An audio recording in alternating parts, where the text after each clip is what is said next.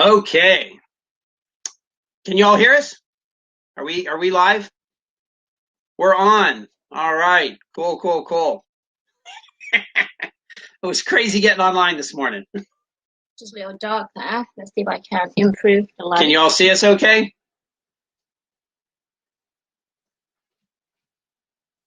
All right, cool. Paige said yes, they can see us okay. All righty. Well, welcome. We're excited to be here. We're glad that y'all are joining. Working with that sun halo. Oh no, that's my angelic aura that's behind me. Your faces are really dark. Is that better? How's that? Yep, Paige said yes. Okay, we're good to go. Yes, Jody. Yes. All right. Cool. Well, welcome everybody. We're here at our beloved cabin, tiny house homestead and stay. Hey, Jason, how y'all doing? Thanks for having us all out here. That's Finn in the background doing something, and that's one of our cats rescues. So we're coming at you from our 16-acre off-grid tiny house homestead and stay here in Georgia. And our talk is the future of the tiny house movement is up to you, up to us. Sharon, hi from Annapolis, Maryland. Christy, hello from Kansas. Which side of Kansas? Which side of the river there in Kansas? So we appreciate Central. All righty. So we appreciate y'all coming out here. You know, Finn and I have been doing this for a while. It'll be 9 years, December 2nd, Finn's birthday, that we've been living tiny in our, hey, Sandra, hi from California, that we've been living here in our 300 square foot tiny house, 304 square foot. Finn hung a hook on the wall and told me I could hang all my baseball caps there. That 4 extra square feet is my man cave. So, and when we first started this out, it was really interesting. We had no clue what we were doing. We didn't even know there was a tiny house movement. We didn't even know there was a tiny house on wheels. What we did is we did what's called a shed conversion when we started out. And the very first time that we posted online, Roberto, the light help. There you go, Roberto. Ciao from to Italy. The very first time that we posted something online, it was in one of the Facebook tiny house groups. We were slammed, man. We were slaughtered. People just jumped all over us because we did a shed conversion. Now this is 9 years ago, and now they're really popular. I mean, I'm an admin on 2 groups. One group we have like 25,000 members. Another group I don't even know how many members we have for portable building conversions, and they're part of the norm in the tiny house movement today.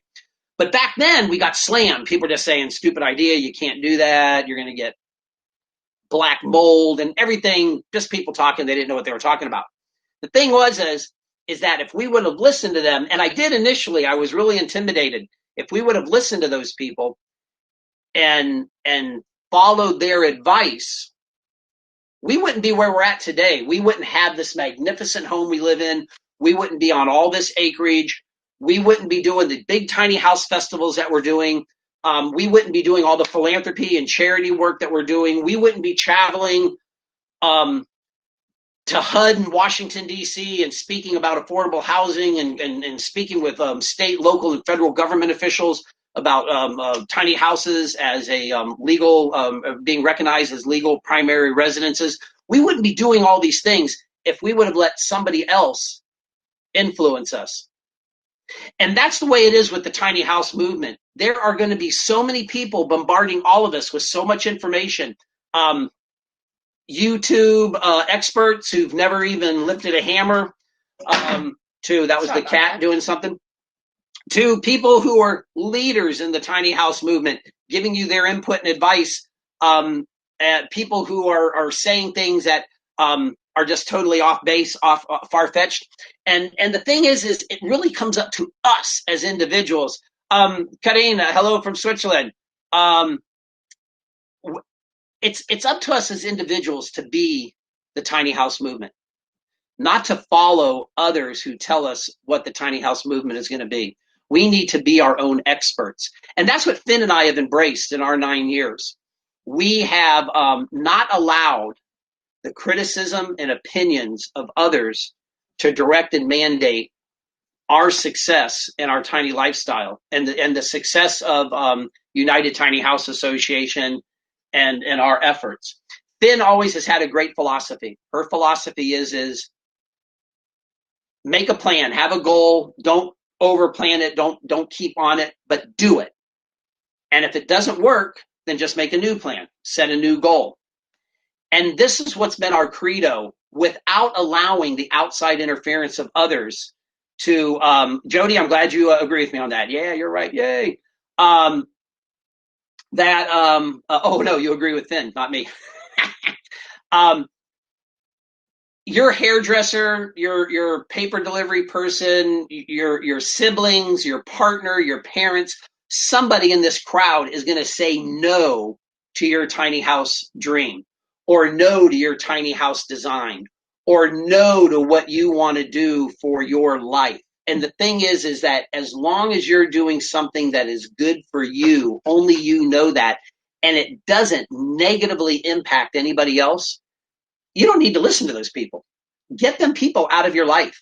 We all are going to have murderers and assassins of our dreams and our aspirations and our goals in our tiny life journey and in any other thing that we do in our life. And it's a matter of distancing ourselves from all that negative noise, all of that background gray noise that comes in from all these people who are telling us their opinions and what they think.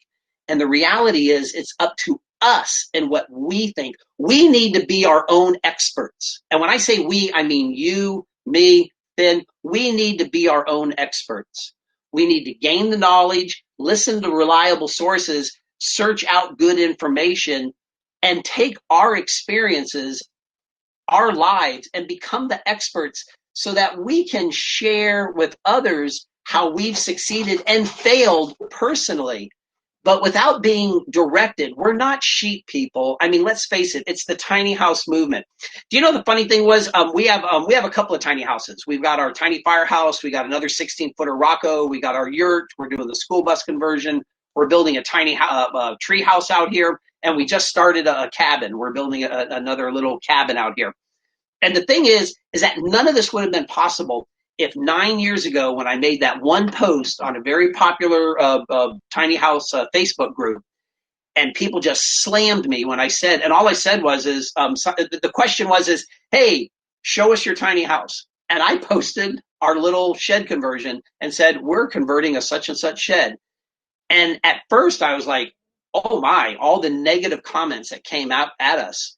And now you see people featuring them on YouTube. You see people, featuring these in magazines. We just got featured in Apartment Therapy. I mean, of all places, they featured our shed conversion house as a beautiful house on Apartment Therapy. And the thing is we didn't allow all that negative comments that we received way back then to influence us on what we're going to do with our lives.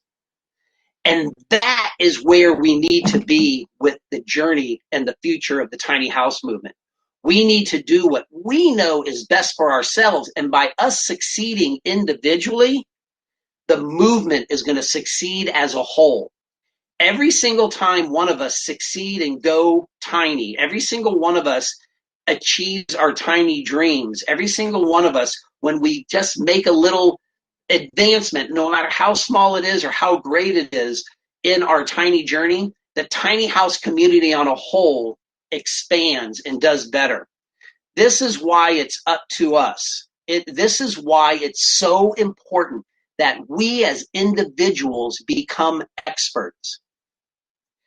Joining tiny house associations, joining tiny house meetup groups, that's great. That's wonderful. Yes, let's do that. Let's be part of that. Join United Tiny House. We're free membership. Come on, join, yay. We got 37,000 members. Come and join our organization. Be part of the party. Or self-plug-in. Little gratuitous self-plug. But the thing is But don't just think United Tiny House is the answer to everything that like, well, if John and Finn say it, or if United Tiny House says it, that's the way it is. No, it's what you say. Those are our dogs barking away. All right, keep on going. I'm going to close the door here so we don't have to listen to the dogs. Research and information is great, but no one person is the only source of information and is the right answer. I never once tell anybody that I'm right about what I say. What I do, though, is I let them know what worked for us and what hasn't worked for us. If anybody's ever heard like my off-grid talk workshop at the tiny house festivals, I don't say, this is how you do solar. I say, this is how we screwed up our solar. This is what we did wrong. This is how we failed miserably 9 years ago, doing our solar. And this is how we got to where we're at today.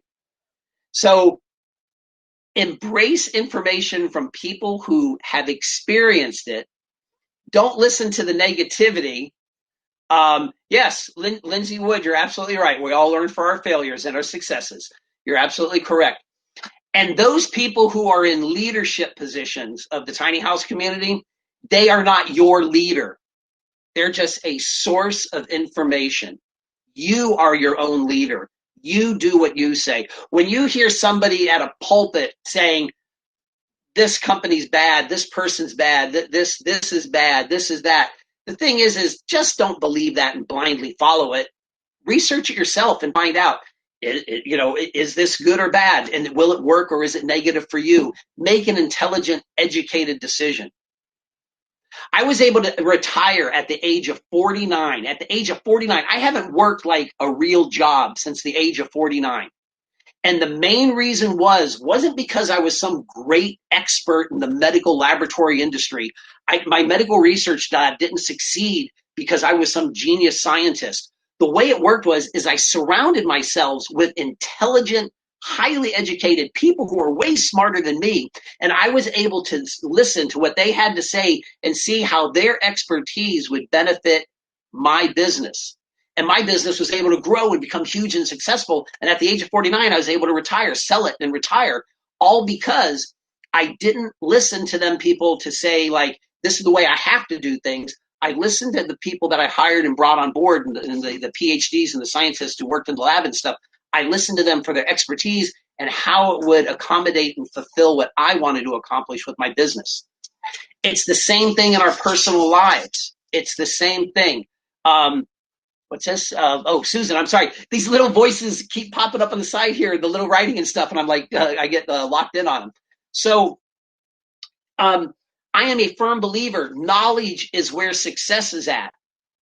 But knowledge doesn't mandate, the source of that knowledge isn't the mandate of my success, okay? It's the knowledge that I gain from that source that I implement in my life that allows me to success.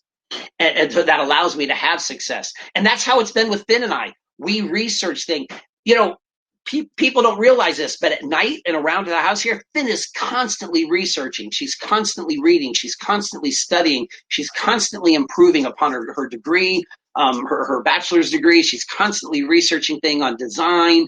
She's constantly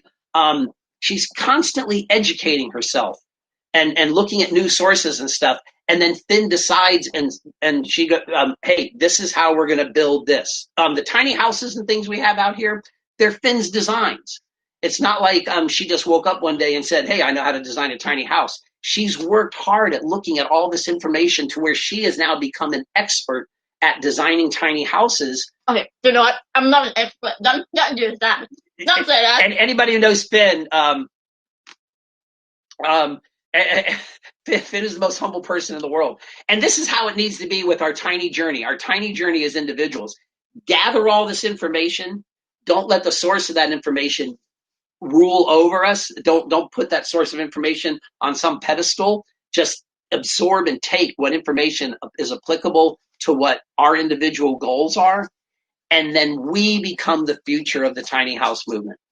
If anybody's ever listened to my zoning talks at the tiny house festivals, the first thing I ask is, how many people, raise a hand, are here to find out what the zoning is, are tiny houses legal in your particular county or municipality?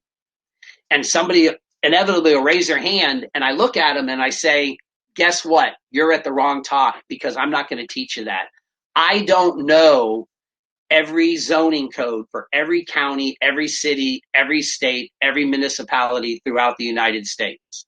But what I do know is how to help share with you and give you the information that if you're willing to take it in and utilize it, that you can become your own zoning expert and learn your own zoning codes and learn what's going on in your area, so that not only you can help yourself with your zoning, with the zoning for your tiny house generally, but then you can become a source of information for somebody else in your area.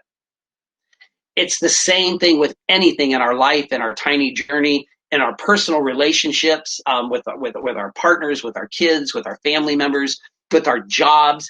It's a matter of absorbing the good information, the information that's going to help us succeed, and utilizing that, but not becoming under the yoke of that source of information, but utilizing that information. So this is the biggest thing that Finn and I like to share with people. Finn and I come under attack a lot, okay? And I'm not going to go down that rabbit hole with people, but the more it seems like we've succeeded in our tiny journey, and the bigger our festivals have become, and the bigger that our organization become, well, and I think that's that way with anybody who succeeds in anything. You get critics. People have their opinions on what you're doing wrong, instead of recognizing what you might be succeeding at. And what we've done is we've learned not to listen to those people, just to take them and push them off to the side, and to keep going with what we've learned is good for us and what we know is going to succeed for us. And when we drop the ball and we screw up, it's just like Finn has always said, let's make a new plan. Let's just keep going. We don't let it stop us.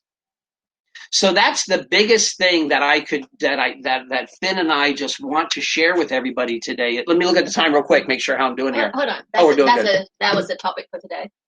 The future of the tiny house community. Oh, okay. Yeah. Sorry. I'm just snapped out of whatever I was on. Wasn't that awesome? She didn't even know what we're talking about. This is so cool. I was actually making that we do Airbnb as well as on top of everything else that we do. And today we have a guest for 2 houses that do. And I was like so busy. And then I completely forgot about the meeting. And then John had to drag me here. And I was like, so puzzling, what am I doing? Right before we went on camera, and everybody knows me, I'm not technical. I don't know how to make this stuff work. So I'm walking through the woods to each of our tiny rentals, each of our Airbnb rentals, going, Finn, are you in there? Finn, are you in there? And I finally found her. So anyway. Oh my God, what a day. What a day. Crazy day. Yes. It's so much fun. But you can always come and spend your time with us on Airbnb, just so you know. Jody Brown, John, what time is church tomorrow? Hey, funny story, Jody. My grandfather, Grustdadi, a lot of folks know this, a lot of folks don't, but my family's Amish, and my Grustdadi was the head elder, the main pastor of our community. My father was one of the elders, and he was a pastor. And then I ended up becoming a charismatic evangelical minister. I got out of the Amish community, and for 12 years I had my own church. So that's really funny that you said that. But anyway, back to this. Lindsay said, John has been church. Maybe that's why. Yeah, join. Well, no. Somebody up here said, what time is church tomorrow? Oh, Jody Brown. I'm drinking what you're serving today. Today we're serving a fine, sun-kissed diet, aspartame-laced vintage soda. We want to talk about how tiny houses become popular even more during these difficult times of 2020. Sure. And why? Why do you think that? And with what I just shared, and with what Finn just suggested, because Finn keeps me on track on these things, because I'll just go off on these rabbit holes. Yes. In 2008, 2009, the real estate financial crisis happened.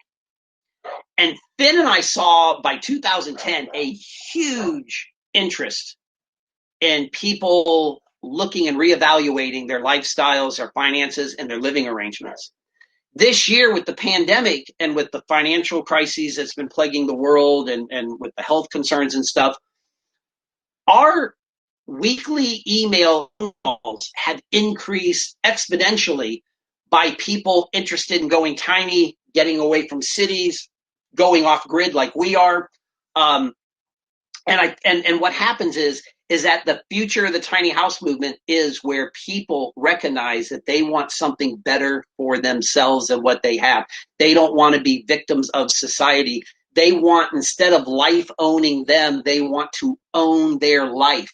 And by becoming the experts that I was previously talking about in our own personal lives, us being the experts, we are able to take that tiny house movement. We're able to take our tiny house movement during these trying times and help ourselves.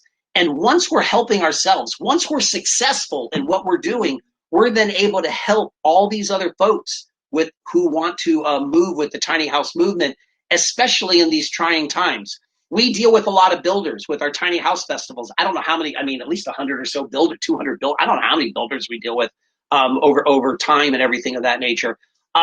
So many of them are reporting a huge increase in orders and sales and interest, even when the cost of lumber and materials is just skyrocketing right now, because people are recognizing in these trying times, they want to have control of their life. And I just got scratched by a cat. So they want to have control of their lives. The way that the future of the tiny house movement is going to be is by controlling our lives, by doing what we want for ourselves. You know, a really funny story. A couple of years ago, we did a thing on what's that survey? Or no, not the survey, where the petitions, you can do the online petitions. We did an online petition for Oregon when they were having challenges for tiny houses. We did an online petition for that, for the governor of Oregon. And we had a picture of our tiny firehouse on there. And somebody who's a expert of the tiny house world contacted us and said, you shouldn't have the firehouse on there because that doesn't represent the typical tiny house. You should have something that looks like the typical tiny house. And the funny thing is that I thought when they shared that, what is the typical tiny house? And this goes back to what I was saying before. We need to be our own experts. If I would have listened to that person, then I would have taken away from my mantra by saying our tiny firehouse is not a representation of the tiny house movement because it's not what this individual feels is the typical looking tiny house. There is no typical looking tiny house. We all have our own unique tiny houses, just like we all have our own unique tiny lifestyle, just like we all have our own unique tiny goals. It's just like we all have what we're aspiring for in our tiny lives. And the only way we're going to achieve that is by not listening to the negative Nancys out there. And no offense to any Nancy who's online. Yeah, Jerry, there's a typical LOL. Also, I want to add it. The demand in I'm trying to light myself up because it's so dark there. So I'm just trying to light myself up. I'm dark enough, so I need some light. I think with the demand in housing and tiny houses, grow more. We now have always has been a problem where to park a tiny house. I think now's the time for people to come together and create a community, where they group together, they can park their houses together, just support each other. And I think that might be, the way to go in the future as well. Since we can't change the municipality easily overnight. So I think, maybe it's the time that people, come together, create a community and just be part of it. In the tiny house movement, I'll give you another example. Last November 2019, we had in Florida what we called our tiny house day at the Capitol. Andrew Bennett out of Florida, he brought a small tiny house, a micro tiny house to the state capitol, and we did a thing right there in the rotunda, not the rotunda, in the courtyard area at the state capitol, where we met with legislators as they came out one by one for lunch and for things of that nature, and we were educating them and sharing with them. The funny thing is that we reached out to, before that, another tiny house organization, and this was the response we got. You should have talked to us first before you organized this. The tiny house movement is not controlled by any one entity or any one person. It's going to be controlled by all of us individually. We had that tiny house day at the Capitol. We had a great, successful day. We had a lot of fun. If we would have listened to that entity saying we should have asked them first, there would have been no tiny house day at the Florida State Capitol. It would have never have happened. Do not listen to these people who tell you what you should and should not do. As long as you're not hurting yourself and as long as you're not causing harm to somebody personally. Oh, time's up. Oh no, we're at time's up in 4 minutes and 53 seconds. Do what you know and believe is good for yourself. And you know if it's going to work or not. And if it doesn't work, like Pin says, I said my name on air. I got a second wife now. My sister wife, Pin. I got Finn and Pin. A lot better than you. Okay. Fine. So, hey, Kay from Precision Temp. Hey, Kay, how you doing? We love Precision Temp. No plug or anything. We're not here to endorse products or anything, but we have 2 Precision Temp on-demand hot water heaters. They're awesome. They're great. You just did. I just did, but they're awesome. But anyway. Any question though? What's this? Let's questions. So anyway, hey, we got 4 minutes left here. Anybody got any questions or anything about anything we're talking about? I think somebody asked about how can they buy our Airbnb? Because I swear it didn't come from me. Oh, somebody said, okay. Let me say, you guys are awesome. Thanks for sharing. Tia, thank you so much. It's very kind of you. I need a plot of land to park for my custom build. Joshua, you know what? I got a great suggestion on that. Find out in your county what zoning descriptions will facilitate what you're looking for, and then go look for properties that meet that zoning description. Do not go looking for property. In my opinion, don't go looking for properties and fall in love with a piece of property, then find out after the fact that the zoning on it is not conducive for what you want to accomplish. Research your zoning codes first and find out what, if any, zoning identifiers for property in your county, in your municipality, in your city will support what you want to accomplish in your tiny dream. Then start looking for those particular pieces of property. Don't fall in love with something with a mountain and a little stream and a little baby deer. I mean, you can, but it's going to make your life a lot harder. And then you get disappointed because you find out the zoning in it isn't going to work for you. So that's a real quick suggestion right there, real quick. Let me see here. So where did you guys say to find this information from again? Kevin, I'm not sure what you're referring to, but our website is unitedtinyhouse.com for our organization and for our festivals and for our Airbnb rentals and for the tiny house community we have here. It's belovedcabin.com. So I'm not. Oh, zoning. Okay, so Kevin, the way you find out the zoning, every single municipality here in the United States has its own zoning code. They have a zoning and planning department. Sometimes they're both combined together. They're separate departments. And a lot of those have the zoning online. A lot of them, you can contact your zoning department and just have them email you the zoning codes. And then worst case scenario, you can go down to the zoning department, zoning and planning, and get a copy of the zoning codes. Can you put your website in the chat? We can, and I think Lindsay also just Candy, I'm going to try it right now. www.unitedtinyhouse.com. And also, guys, we have a Tiny House Festival coming up next weekend. If you are in Florida, you can join us. So again, just go to unitedtinyhouse.com for more detail. And if you can't join us in person, we also offer a free online Tiny House Festival for the Florida Tiny House Festival as well. Just go to our YouTube. Susie B, what words in zoning indicate tiny friendly potential? The very first thing I'd look for is minimum square footage requirements. That would be right there. Just look at minimum square footage requirements. Every piece of property out there, we got 58 seconds. Every piece of property out there typically is zoned with like R for residential. Then they have subcategories, R1, R2, R3, R4, R2, D2, CP30. And then each of these have their own individual descriptions. Agriculture, A or AG, commercial property, C, and then they have a numeric identifier, and each of these means something different. So the very first thing that I would look for is minimum square footage requirements. Christina McGlue, you both are awesome. Thank you so much. You know what? I read that before. I just wanted to say it out loud because it helps my ego. 20 seconds. 20 seconds. This is it. Gail Warner, keep going. 20 seconds. We got 15 seconds. One last time. So anyway, feel free to reach out to us. We really appreciate it. We want to thank tinyhouse.com for letting us do this. Yes. Lindsay, thank you very much for all your hard work in the background. 2, Bye.